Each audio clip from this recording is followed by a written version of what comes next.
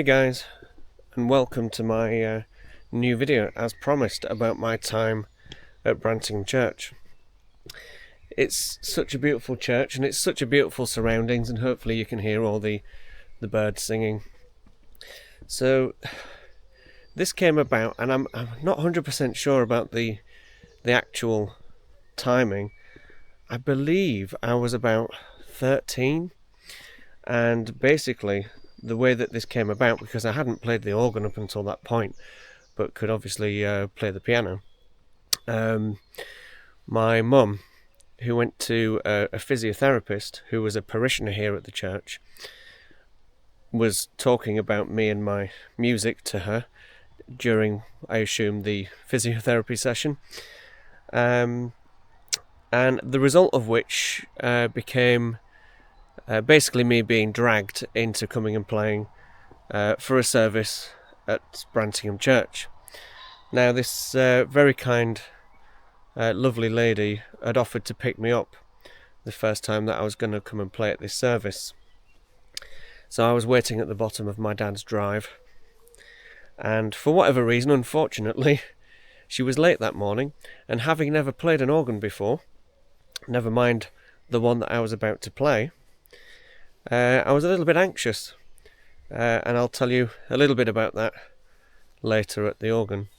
So here we are, guys, at the beautiful instrument, one of very few still proper organs left in many small parishes, unfortunately, just because of the cost that it requires to maintain them, to tune them, and you're talking hundreds of thousands of pounds to fix them when stuff goes wrong. And stuff can go wrong. That's the main plus side about the newer kind of electric organs, like we have at Ferriby.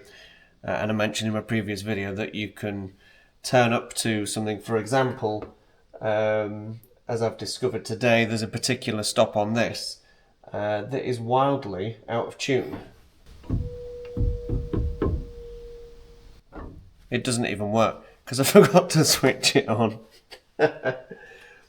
I've actually had it switched on and I've turned it off, and it just gave us that little sound because it still had a little bit of air left in the blowers, which blows the air around the pipes. So I came late, as I was saying earlier, to this service. I'd not been and practiced on the organ or played one in my life, and of course I'm kind of sat here. I've never seen these things before. There's mostly all these words that I don't recognise. I recognise things like horn, oboe, flute, and that was about it. The rest of them are largely in Latin and have strange numbers on them, which refer to the length of the pipes, which gives you different octaves, different pitches of sound, which is why on such a short keyboard you can get such a wide range of pitch on an organ. So obviously I had very little time to figure out how to make it work. I did, however, figure out where to find this. Yes, the beautiful on-off switch. So there I went. And I don't know if you can hear that, but you get quite a sound and a few creaks coming from the organ, but that's its initial blast of air going through to kind of fill it up, ready to play. And then of course I had no idea really what any of these were, so I was just literally pulling them out, hoping, and obviously would do things like, right, let's pull these out. Okay, here we go. Nothing. And again, I had no concept at that point of there being two different keyboards, and obviously some organs have 4 or 5, not 6 or 7, and having no idea what they're related to. So anyway, again, here I go, I'm pulling everything out, and I'm just going, right, it works. Okay, hymn time.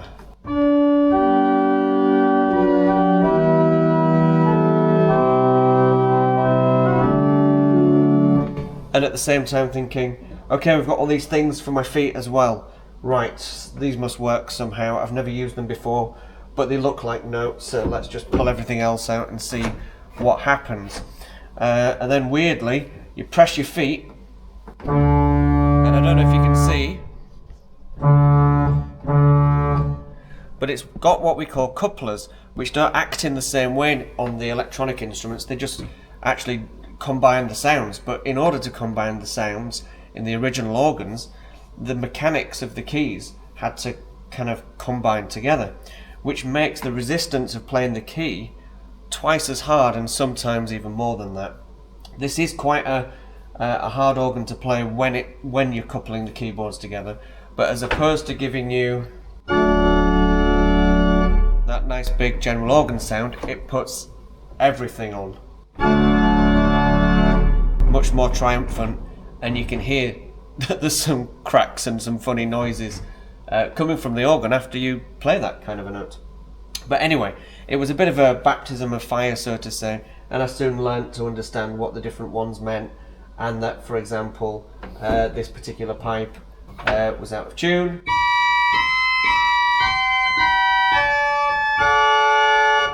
It's not as bad as it was earlier. It might have warmed up a little bit, but who knows. And as time went on, obviously, I spent some time on the organ prior to services and got to understanding more about the instrument. But I'm just so happy that it's still here and still able to kind of play it. So here's a little something I did earlier. Apologies, I recorded this purely from memory, and my memory is the worst on the planet. So for those of you who know what all the correct notes are for this particular opening to this very famous organ piece, I apologise in advance. But I didn't bring any music, because I brought all the music for the wedding that I'm about to play for today.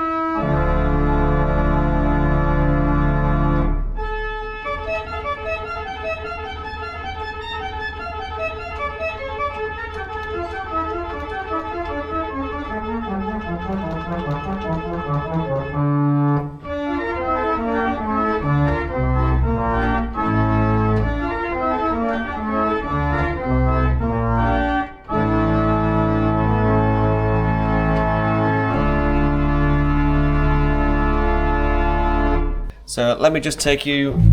Excuse me.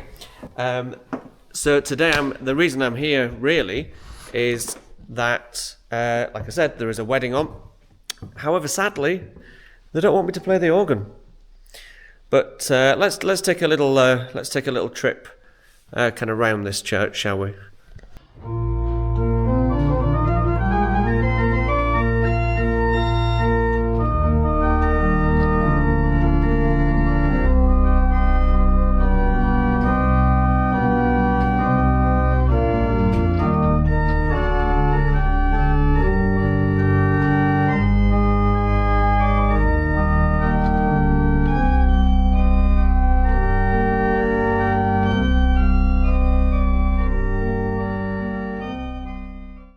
But this church, apart from being a beautiful church, I then obviously spent some time here. I was on and off for a little while, basically because I went to music school, so obviously wasn't able to play as frequently then. And when I came back, I became basically the organist here and played more regularly. Thankfully, over the years, I've had the opportunity to play at the occasional service, even bring soloists to do some performances as well. So that's been really nice, being able to keep up the ties. And today, in unfortunate circumstances, the organist who was due to play today is no longer with us, unfortunately, so I'm covering for him. I'm not entirely sure how many years I spent here, because there was a period of time where, as well as playing here, I also helped out at Ellerton Church, and there was a church in Brough that I played occasional services at as well. And no offence to the other two, but this was always my favourite church to be at and my favourite organ to play. And I met one of my longest standing friends who lives next to the church in a beautiful cottage, which I'm going to go for a coffee at and with him, and that's my friend Alan, who from day one had always been really supportive, couldn't do enough for you, always made sure the organ was in tip-top condition. And I remember, even before the days of technology being common, as an organist, there's an area of the church that's difficult to see. So when you're playing for the Holy Communion being given, it's hard to see when it's finished, basically, and you know to start winding up the music that you're doing. And he rigged together kind of like a TV screen and a camera for me that would show me what was going on at the other end of the church, which was just mind-blowing to me at the time, as are many of his inventions. But obviously there came a time where I wasn't playing here anymore, and I didn't play at churches for a while, to be fair, until I was approached by Ferriby Church. But the other thing here at Brantingham is that the ashes of my mum are laid here, so it holds a special kind of place in my heart for that as well. Well, I hope you've enjoyed watching this short video. So don't forget to like, subscribe, and keep watching. That's weird. What else shall I say? I feel like there was loads I wanted to say, but I can't remember now. Whee! This is crazy. That was a silly idea. Sounded fun at the time. Right, video done, practice done. Time to go to Alan's for a coffee now.